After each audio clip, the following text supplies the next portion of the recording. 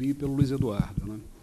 E eu acho que nós temos aqui uma agenda, né, de investigação social heterodoxa, né? Uma agenda, mais do que interpretações e impressões. Eu comecei a me dar conta, ouvindo o que eu ouvi do Rubinho e do Luiz Eduardo, que aqui nós temos uma agenda, né? Se nós tivermos boa escuta, essa agenda pode até, quem sabe, refundar instituições, né? Redesenhar instituições de pesquisa, de ensino e de investigação. Mas isso vai depender da nossa capacidade de escuta, porque o que foi dito já foi dito. Quando o Diogo e o César me procuraram e falaram da organização desse evento, dessa iniciativa, em torno da ideia de 120 anos de República, né, a primeira reação, quer dizer, eu tomei isso como uma espécie de convite, né, para introduzir o tempo e a duração como parte da nossa experiência do mundo. Eu queria falar um pouco sobre isso, né? Com frequência somos assolados por uma espécie de sincronismo, né? Uma espécie de abolição conjuntural do passado, né? Quer dizer, e pela ideia de que a experiência é constituída por fragmentos imediatos, cuja inteligibilidade não depende, né, da consideração da dimensão do tempo. Então, 120 anos é algum tempo, né? E não sendo simplesmente uma efeméride, né, também não sendo alguma coisa necessariamente para comemorar, né, enfim, a conversa é sobre isso, né, certo? Então, a alternativa que resta é levar a sério a ideia de 120 anos, né, e pensar um pouco na dimensão, quer dizer, em que medida o tempo ele é constitutivo da experiência do presente e como é que isso pode, num certo sentido, nos ajudar a pensar a experiência republicana brasileira. Isso é o meu texto, esse é o meu roteiro, mas eu fui afetado aqui, acabei de ser afetado pelas coisas que os meus colegas disseram, e seria um autismo solipsista, não leviatânico, certo? Não reagir de alguma maneira a algumas coisas. Coisas que o Rubinho disse, de uma certa maneira, vão estar presentes no que eu vou dizer a seguir. Mas o ponto do Luiz Eduardo me parece essencial também, quer dizer, é fundamental destruir a ilusão do paraíso poliárquico, certo?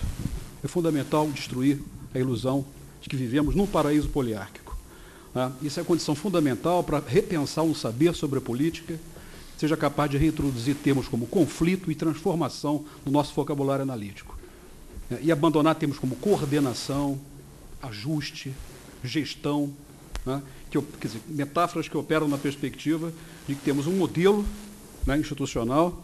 Esse modelo precisa apenas de pequenos ajustes, né, pequenas lubrificações cotidianas, mas, no essencial, a poliarquia brasileira vai bem, obrigado. Quer dizer, o que o Luiz Eduardo trouxe para a gente, né, e eu não posso deixar de mencionar isso, porque testemunhei várias coisas que estão implícitas no que o Luiz Eduardo... Uma atenção para a dimensão despótica da República. Há uma dimensão despótica na República, né, que está associada ao fato de que a relação do Estado com o demos é, em grande medida, estruturada sob a forma da crueldade. Né? E é cada vez mais espantoso não considerar essa dimensão como uma dimensão analítica relevante para se falar da qualidade da democracia no Brasil. Porque será que isso é uma dimensão exógena ao modelo para analisar a democracia brasileira? Eu não entendo. Cada vez eu entendo menos, né, a capacidade de tornar exógenas dimensões que estão coladas profundamente na existência, né? Essa referência que o Zé Eduardo fez à ideia quer dizer, o papel do policial da esquina como agente da desordem, né? Na verdade é isso, né? Lembra uma passagem de um sobrevivente de Auschwitz, chamado Robert Antelme, que escreveu um livro magnífico chamado A Espécie Humana, né? É um dos livros assim, mais interessantes para pensar a experiência do campo de extermínio. E o Antelme, né? Logo no início da experiência dele, ele observou um casal de idosos, né, típicos habitantes da Mitteleuropa, ou seja, num mundo dotado do altíssimo índex Elias, certo? Eu acabei de inventar agora essa medida, certo? Índex Elias altíssimo, né? O mundo, por exemplo, de privacidade, contenção, autocontrole, né? Crença no Estado de Direito, na impessoalidade das coisas, da previsibilidade do mundo. Esses dois anciãos chegam no campo e são brutalmente agredidos por 3 ou 4 capos com roupas civis, né? sem qualquer explicação. E, de repente, eles olham assim, vem se aproximando um guarda SS, com uma farda preta impecável, cheio de dragonas, E a sensação que os dois tiveram quando viram o guarda se aproximar, a sensação de alívio. Certo? Puxa, agora está vindo, né, alguém que representa a ordem. Quer dizer, evidentemente que o argumento é muito radical, mas a sensação que temos é que os operadores da previsibilidade, né, acabam se apresentando dessa forma, são operadores da imprevisibilidade, da desrotinização e da transformação cotidiana da experiência do mundo numa experiência ininteligível. Né? E essa é uma condição necessária, fundamental para o despotismo, para a experiência despótica. A ininteligibilidade da vida pública, enfim, do espaço social, de modo geral. Eu vou tentar fazer com que, no final da minha intervenção, que se eu fosse ajuizado eu não faria, porque o que já foi dito aqui, né, Werner, que já era suficiente. A vontade era dizer que não ia falar e chamar a atenção, fazer um reparo ao Diogo, que na apresentação desse evento esqueceu de um aspecto fundamental. Você me desculpa, tá certo? Dizer que este evento está em comemorações oficiais do hexacampeonato, certo? Do calendário oficial. Faltou essa. Eu ia dizer isso e ia acabar de falar, tá? Mas enfim, mas vamos lá então. Deixa eu só trocar a bateria. A bateria está acabando. Tá.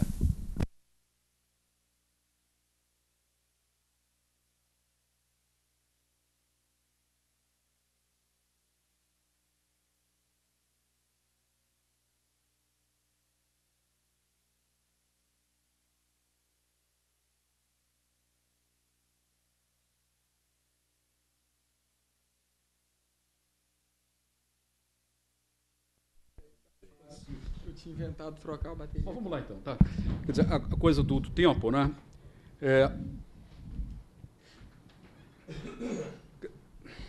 De levar os 120 anos a sério, né? Não apenas como marcador de uma efeméride, mas como um desafio analítico para pensar uma certa experiência, né? Contra uma espécie de sincronismo que, com frequência, habita a nossa percepção do mundo, a ideia de que as conjunturas abolem o passado, que as conjunturas são autoexplicativas, contêm sinais para adivinhação, no certo sentido, e também contra uma ideia de história pensada como conjunto de estágios descartados, né? Estágios, certo? Cujo sentido pleno sempre se materializa na sua ponta mais contemporânea, né? A ponta contemporânea é que manifesta o sentido, e a elucidação do sentido não exige a consideração do que o preparou, né? Portanto, a imagem de estágios descartados, eu acho que vai bem, né? Quer dizer, evidentemente, há uma dificuldade muito grande de associar a narrativa histórica do longo prazo com a análise política. Não é simples isso, e nem eu me proponho aqui a dizer como é que faz e a ter, enfim, algum sucesso dessa tentativa. É muito difícil, né? É difícil associar, por exemplo, a sensibilidade para o legado, para aquilo que é legado, com o peso do passado, por exemplo, com a pequena área, né? Com o lugar do ator, que é a pequena área, né? O cenário da virtude propriamente dita, o cenário do voluntarismo, da vontade política, da capacidade de inovação, né? Com frequência, a narrativa histórica ela acaba, quando chega no ator, quando chega lá na pequena área, certo? Ela chega sob forma de sufocamento, de restrição das margens de liberdade, na verdade, como maldição, né? Então, o que eu quero fazer aqui é levar a sério a seguinte pergunta, né? Quer dizer, quantas camadas de história podem estar escritas no presente, né? E vou correr o risco, talvez, de passar para vocês uma imagem um pouco sufocante, né? Mas a ideia não é essa. Quer dizer, a ideia é tentar sugerir que, no presente, estão escritas de maneira indelével, de maneira forte, né? Aspectos da tradição republicana brasileira que não podem ser pensados como estágios descartados de um trajeto, né? E, por outro lado, também não nos autorizam a imaginar um país composto de uma série sucessiva de conjunturas, né? Uma série sucessiva de conjunturas, quer dizer, sem passado, sem nada que os prepare. Quer dizer, não há nada de inovador no que eu estou dizendo. Quer dizer, a tradição da filosofia político-social chama atenção para isso desde há muito tempo. Isso é o tema de Montaigne, esse é o tema de Tocqueville, quando nos dizia que o acaso tem um papel fundamental na vida social, mas nada, quer dizer, o acaso não faz nada que antes tivesse sido preparado para que ele possa ocorrer. 18 Brumário, né?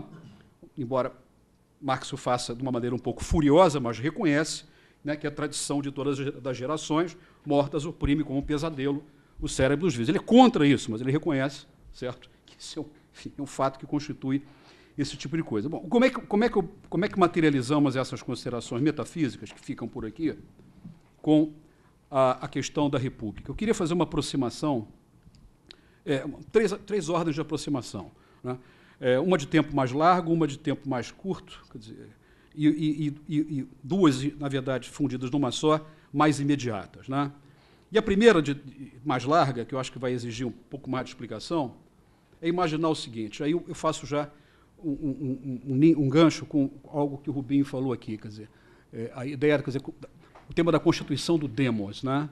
Que o Rubinho tratou numa perspectiva associada a uma certa diversidade de linguagens que vão estar linguagens que estarão presentes na constituição de um demos brasileiro.